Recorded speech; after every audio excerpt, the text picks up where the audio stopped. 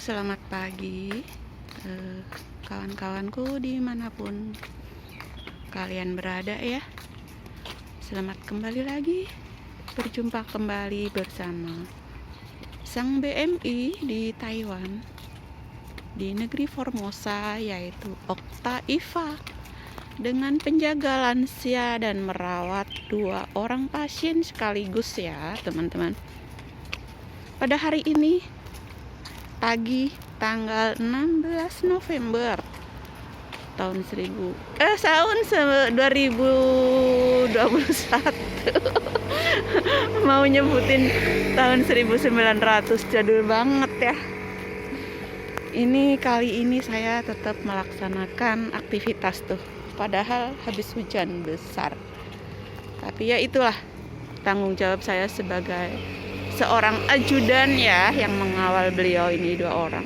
Kemana deh beliau pergi, saya harus berada di sampingnya gitu ya. Oh iya, melanjutkan dengan cerita saya tentang monetisasi, masih baru-baru ini ya, dan masih hangat tentunya ya untuk diperbincangkan, dan mungkin menarik untuk disimak bagi para sahabat saya, para subscriber setia saya gitu ya. Mudah-mudahan ikut menyimak dan harus tahu bagaimana cara yang saya dapatkan untuk mencapai subscriber 1K dan jam tayang 4.000 gitu ya. Dan pada akhirnya di bulan ke-7 ya, tapi belum 7 bulannya ya, usia lahirnya saya. Saya berkenalan dengan para YouTuber pemula gitu ya. Awalnya saya cuman menonton gitu kan, sebagai penonton. Tapi lama-lama tertarik karena yang menjadi senior dan yang sukses itu sesama BMI kan. Best kan, jadi BMI itu tidak asal bekerja yang tidak punya keinginan dan tidak ada pikiran gitu ya. Bukan hanya sekedar disuruh sama bos itu dikerjakan, dan tidak disuruh diam-diam. Bukan yang begitu ya. Kami adalah seorang dan sekumpulan orang Indonesia yang pada umumnya merantau mengais rezeki untuk mengejar materi demi sesuap nasi dan untuk keluarga tercintanya tentunya ya. Pada intinya kayak gitu. Dan setelah beberapa lama saya hanya sebagai penonton like komen kayak gitu ya, ternyata saya punya pikiran ya, kenapa saya tidak mengikuti seperti dia gitu ya, punya channel sendiri gitu kan. Akhirnya di bulan April itu tanggal 25 tepatnya, saya membuat email YouTube. Dan setelah membuat email, langkah selanjutnya saya membuat video dengan kapasitas sesuai saya kerja ya, bukan memaksakan ya. Karena saya bekerjanya menjaga dan merawat orang tua sakit, jadi ya isi daripada vlogger saya ya sekitar pekerjaan ya teman-teman ya, tidak melenceng dari keseharian saya, aktivitas saya gitu. Jadi tidak mengada-ada.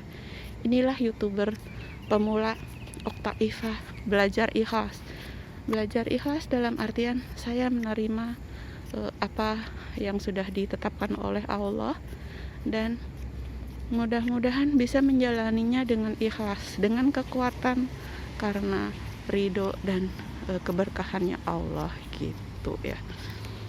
Oh iya teman-teman, hari ini cukup dingin ya. Saya pakai sarung tangan karena tugas ya, kewajiban pagi setelah sholat subuh harus bawa mereka berdua jalan-jalan. Ini yang satu di samping saya. Itu tugas utama saya ya, membuat mereka sehat dan tidak menjadikan dia untuk yang luan siang. Jadi apa sih? Luan siang. Pikirnya jadi nggak kemana-mana gitu. Kalau diajak ada kesibukan olahraga, terus udah capek pulang, ada sarapan dan nonton TV, kan akhirnya dia pikirannya senang gitu, kata anak-anaknya. Jadi saya dibutuhkan di sini tuh untuk membuat mereka jadi lebih ramai, jadi merasa lebih ada yang peduli sama mereka berdua. Sebab daripada anak-anaknya ada 6 ya, tapi bukan berarti nggak peduli, karena orang Taiwan itu fokusnya kalau masih muda, masih produktif, yaitu kerja dan kerja. Jadi gitu,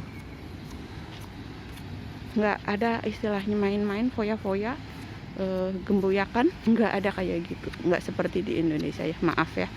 Jadi kenapa kalau sudah tua kayak gini pada harus butuh perawatan? Mereka punya duit, jadi yang membayar saya itu beliaunya ini. Makanya selagi muda, orang Taiwan itu bekerja keras untuk persiapan suatu hari nanti. Jika sudah tua tidak bisa berkarya, dia tetap bisa menikmati hidupnya gitu ya. Itu motonya orang Taiwan.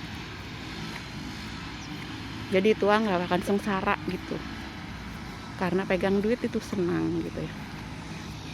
Oh ya teman-teman, untuk monetisasi ya, 2 hari sekali itu ada pemberitahuan ya. Jadi hari itu saya mendapatkan nomor ID dan diterima sebagai partner YouTube gitu ya, sebagai kreator YouTube gitu kan. Tanggal 11, jamnya lebih kurang jam 2:38 sore ya.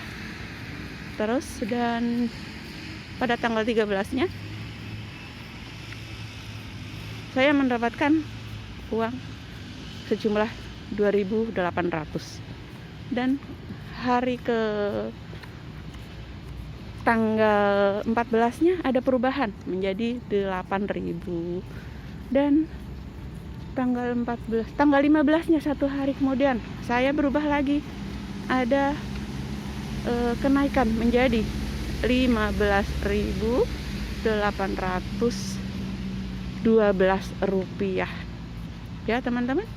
Jadi bukan 2 hari sekali, malah 1 hari, jeda 1 hari ada perubahan estimasi pendapatan gitu. Terus untuk hari ini tanggal 16 ya, saya sih berharap ada perubahan lagi ya. Dan kalau hari ini tidak ada perubahan, berarti besok saya akan umumkan ya berapa hasil estimasi pendapatan yang saya dapatkan dari YouTube, untuk bisa memacu para YouTuber pemula setidaknya ya, untuk tetap semangat dan jangan pernah menyerah. Sub hilang bukan berarti gimana, itu nggak hilang, itu karena dicekal oleh pendeteksi timnya YouTube gitu ya. Kalau YouTube itu punya tim, yaitu untuk memeriksa para kreator, yaitu manual dan mesin. Kalau mesin yaitu robotnya itu meriksa, misalkan tontonan yang di bawah 2 menit,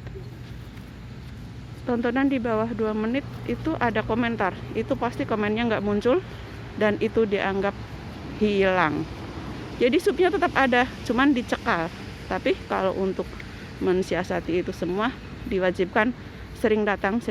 Nanti akhirnya kan yang didatangin nanti kunjung balik. Itu nanti insya Allah nempel. Itulah yang saya lakukan ya, sehingga saya bisa dengan waktu kurang dari 12 bulan saya bisa memenuhi syarat. Oh ya teman-teman, terima kasih banyak ya atas support dan dukungannya buat saya, sehingga saya mencapai ke titik yang seperti sekarang, masih tetap semangat dan mudah-mudahan selalu